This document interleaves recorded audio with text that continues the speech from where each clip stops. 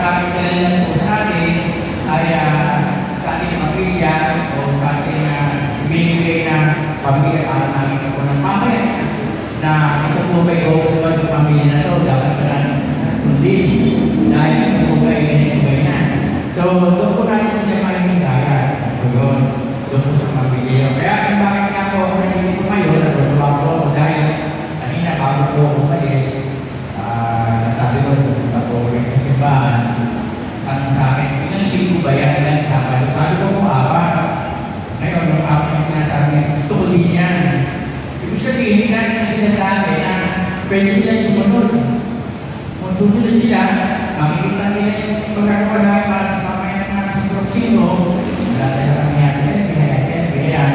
So, dahil namin kami, lalalo lang kami nakikitahin na sila yung makakay bilang isang pamilya. So, sabi naman sa mga kapitbahay ng Panginoon, yun nga, sabi nga natin, hindi naman tayo perfecto, tao lamang, minsan, pero tayo pagkakataong dapat natin gawin. Tayo pa yung pinasama. Ang magaling pa natin na natin kasama rito. Siyempre, kailangan natin, sino alam mo, hindi natin kasama, ipakita natin bilang leadership natin para pagsama natin sila.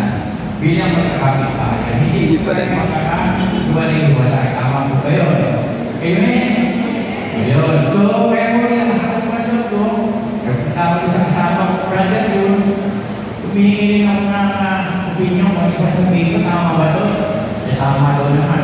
Kaya, kailangan po. Wala namang mali. Maraming salamat na sana itong pagkakataon ito ay magkapagtulong tayo at kasama-sama tayo ng ating pakikitungo sa ating simbahan. Lalapit natin ang simbahan sa pamayanan, hindi sila lalapit sa atin. Ipakita, leader. Kailangan po naman. Leader. Kailangan po naman. Sige po. Hindi pa nakakagin kasi kadalasan narinig na natin pagdarasal, pag-isa, meron pa pa kayo nais. Si Sister Society. Ay, ito nga pala. Ay, okay lang po. No problem. Because ang reklamo kasi ang mga kabataan ay ano sila sa gadget. So kami yung prayer ng family, ng each family sa amin.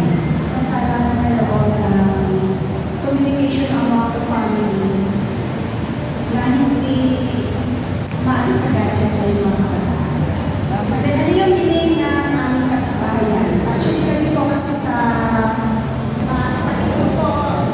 Tumayo. so, ang nakikita ko namin ganito sa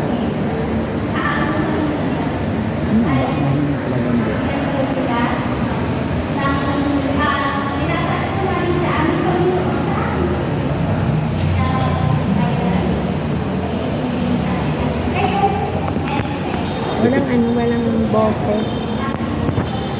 Ay, ang galing. Si Sister. Piling ka naman.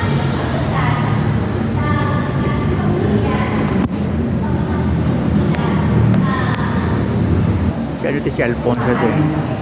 Pero sana po ang pagpipilian, hindi lamang sa pamilya, kundi sa buong bayan. Wala po ng hirap, wala po ng yaman, wala po ng sensitive. Baka may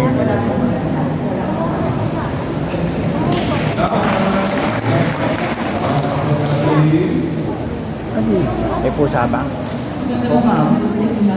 May amoy Pinas.